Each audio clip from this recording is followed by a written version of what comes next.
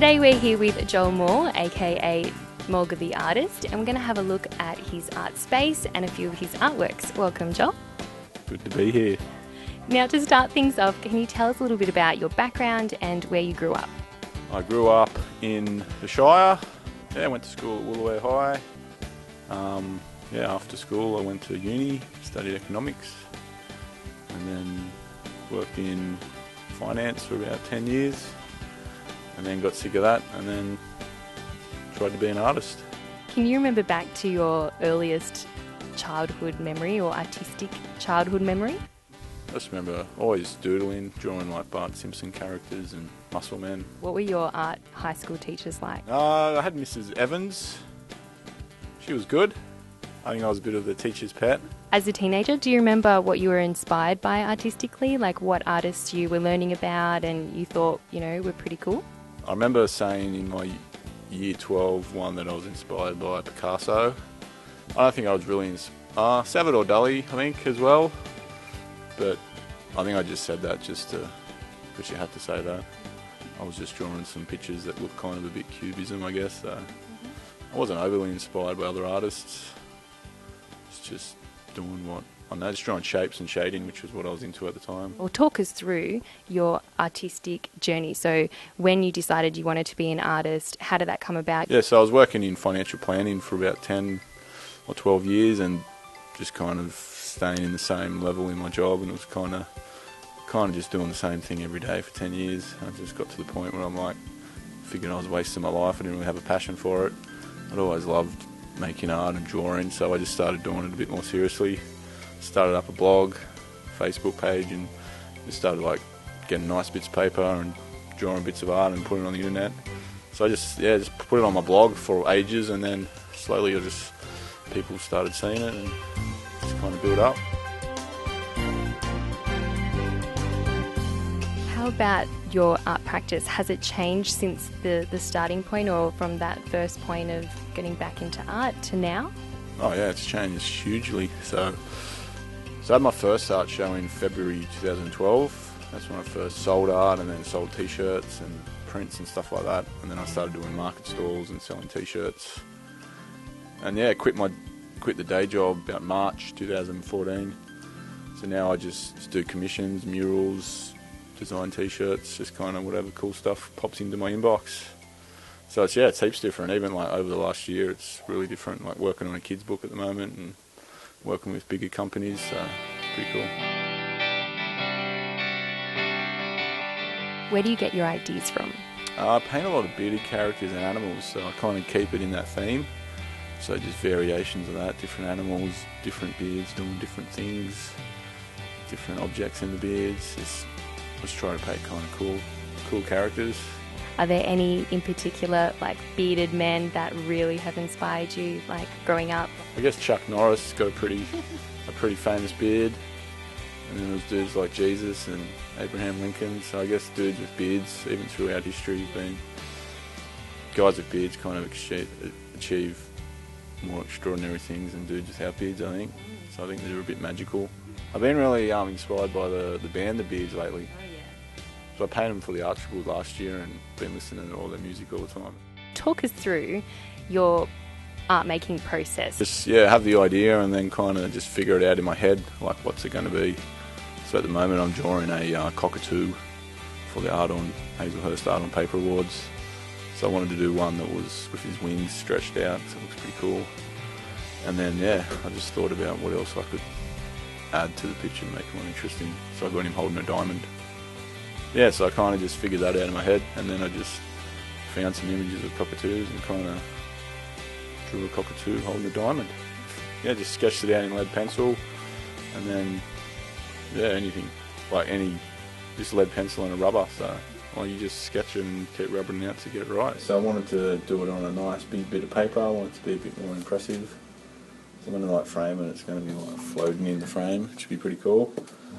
So I just started this morning, and so I found an image of a cockatoo that was pretty cool, and then I just sketched it out in pencil, and then I've just added the black. That's all black Posca, and then green. That's fluoro green Posca actually. So if you shine a black light on it, it'll glow in the dark. And you can see I've just added those black lines on the diamond, And the next step is I'm going to add a whole bunch of like white lines for the feathers and the rest of the cockatoo. I think it's 600 GSM, real thick. I think it's watercolour paper or something.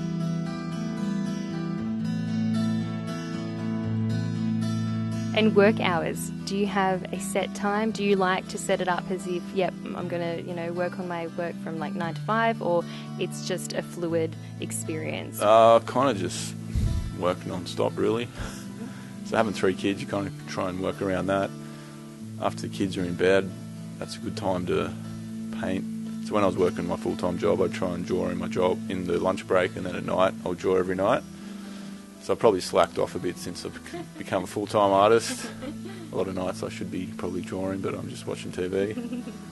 So yeah, you just try and, I guess there's always lots to do, especially like making the art and then doing commissions and then trying to make products and market them. It's never ending, really. And what materials do you use? 90% of the time I use Posca paint markers. So I just love the colours, and they're really quick and easy to use, like a lot quicker than a brush. And they kind of really suit what I'm doing, so yeah, I love them.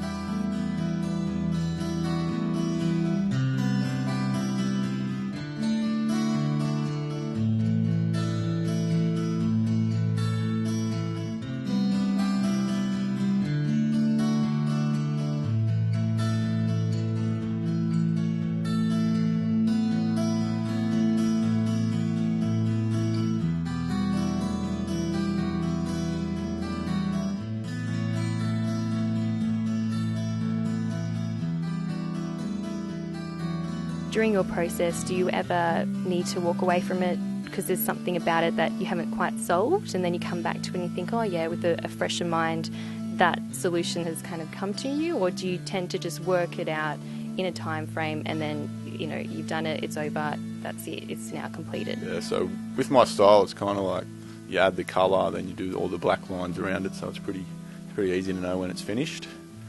I guess the hardest part for me is kind of figuring out how you're going to do it and which kind of elements, like what kind of style you're going to apply to the image. Like at the start, I guess, is the hardest part, just trying to figure that out. And once you can kind of get that down, you can just do it. So sometimes I'll be painting something which I haven't kind of painted before, like a different style, a different way to do it. Sometimes it works, sometimes it doesn't. Mostly it works, which is good. Can you talk us through this space here? So it looks like a bit of your studio, and you've got materials, you've got your sketchbook. What do you do in this area? I usually sit here, got my desk, chair on my computer, and I like to do smaller artworks here. So I've got my Poscas close by, which is good. And then I've got, this is very handy, it's a scanner, so it's good for scanning the art into the computer. I've got a sketchbook here. Here's some little sketches I did. I was going to put some art into a skull-themed art show, so I was kind of toying with a new kind of style. Haven't really done something like that before. Didn't really like it. And I was doing some more sketches of skulls.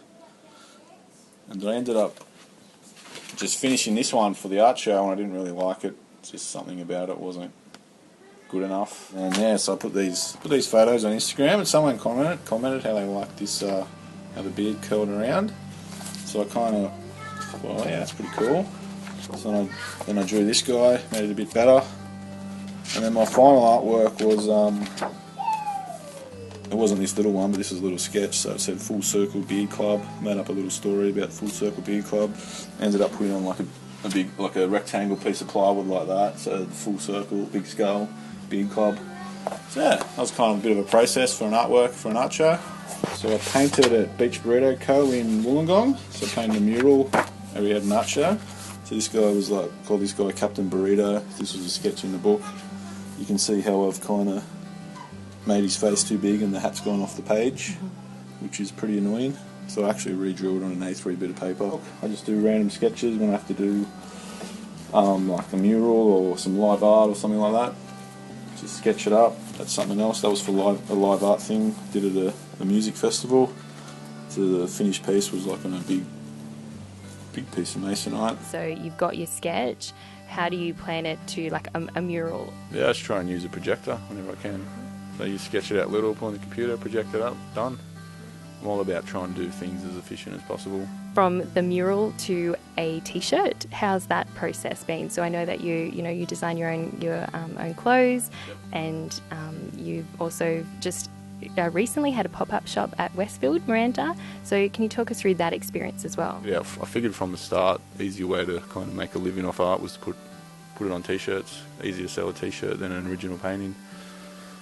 So yeah, from the start I kind of thought about images that would look good on t-shirts. So that's kind of, I guess that thought has kind of influenced what kind of art I've made. So like bearded heads are good on t-shirts. So a lot of my pictures are just like heads, like gorilla heads, bearded dude heads, like bison heads, kind of stuff like that. Kind of with that portrait kind of orientation. You just sketch it up on paper, photograph it, or scan it in the computer and then get it printed. Can you talk us through some of your awesome print designs here? Yeah, so this one here is actually a self-portrait. So I drew this about 2 years ago when I was camping, Christmas holidays. And that's been very popular on t-shirts. I think everyone loves the palm tree reflection in the sunnies. These are Captain Monkey Pants. He was like one of the first t-shirt designs I did. And I've been bringing him back because he's so good. This is Schubert the Sugar Skull. Bit of a back print, front print, back print. He's got a couple of lines from the poem. A magical skull from another dimension, a world of peaceful vibes and no inattention. Yeah, so I like to create kind of characters. So an animal wearing sunnies or like kind of good attitude. And then after I draw the picture, paint the picture, that's when I write the poem. So I kind of think, okay, what am I going to write about this? Sometimes I'll start writing the poem and I won't know what's going to happen, and then just kind of try and get weird, and who knows where it's going to go. And then when I get sick of writing the poem, I'll just write the end. I don't put a lot of pressure on myself to write good poems. Sometimes the rhymes are dodgy. I'm just whatever comes out, just keep it fun.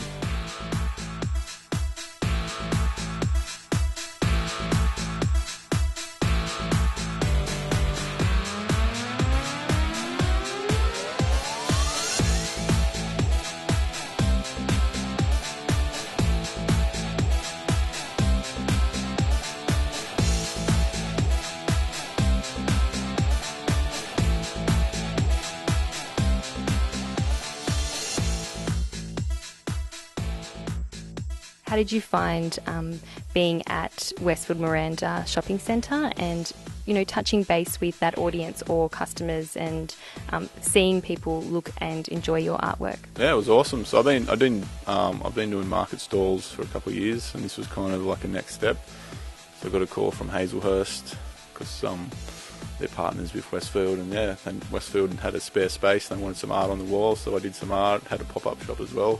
It was really cool. It reached a whole different audience. A lot of people hadn't seen my art before, and they're just walking past and buying stuff and loving it, so it was pretty cool. Yeah, I prefer to make art and do other things, but I guess if you have a shop, you kind of got to be there at the start, and then if you have a full-time shop, you can get managers and stuff like that. But I was there a lot of the time, and I'd try and do art as well when it wasn't busy, so I tried to kill two birds with one stone.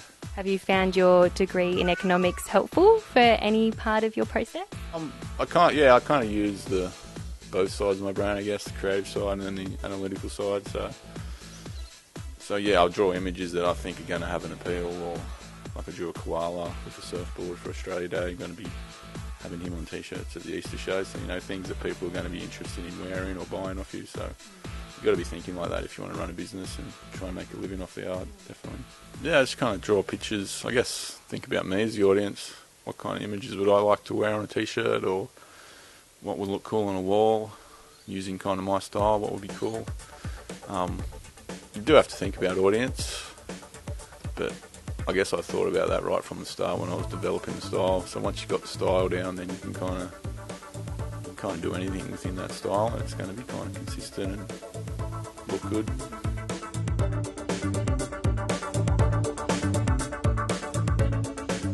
You mentioned your collaboration or your partnership with Hazelhurst, so they've been big supporters of you, and you're going to be entering a piece into their Works on Paper, is that right? Yep.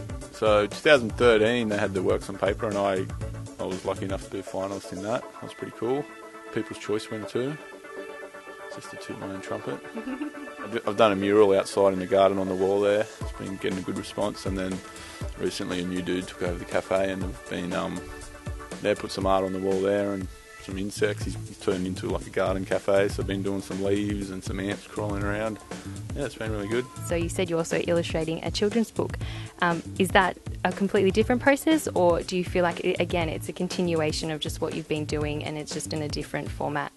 Yeah, the kids' book's going to be a bit different to what I usually do. Usually I do kind of simpler, draw a head, that's it, kind of done. But a kids' book is going to be like, there's a certain layout you have to do. You've got to have backgrounds and landscapes, and it's going to be out of my comfort zone for sure. So it's going to be a lot of work, but it's going to be pretty cool. It's going to have my poetry in it. It's going to be more of a little story, basically about a guy that, like a musician that goes to sleep at night and he dreams about animals, different animals, playing instruments, and then wakes up inspired and writes a song. So it's pretty simple, but it should be pretty fun.